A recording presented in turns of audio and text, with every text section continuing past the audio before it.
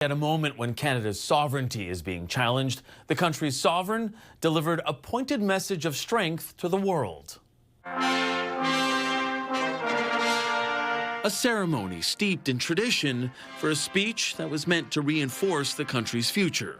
I've always had the greatest admiration for Canada's unique identity, which is recognized across the world for bravery and sacrifice in defense of national values and for the diversity and kindness of Canadians. Against the backdrop of a U.S. president who wants to take over Canada, generations of prime ministers and premiers sat shoulder to shoulder as King Charles III asserted the country's place in the world and in particular North America. The Prime Minister and the President of the United States, for example, have begun defining a new economic and security relationship between Canada and the United States, rooted in mutual respect and founded on common interests to deliver transformational benefits for both sovereign nations. The 25-minute speech reiterated Prime Minister Mark Carney's promises to make life more affordable for Canadians while investing in nation-building projects and diversifying trade. But the most pointed moment came when the King put his own stamp on the message. As the anthem reminds us, the true North is indeed strong and free.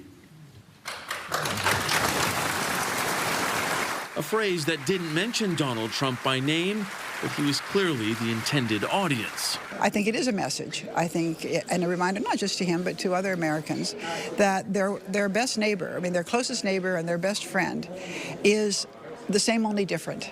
Others were more blunt about how American lawmakers, and in particular Trump, should see and hear today's speech from the throne. The Canadian sovereignty is not to be disrespected, that any relationship we have going forward on trade, the economy, defense, all has to be grounded in respect for the independence of Canada and our democracy.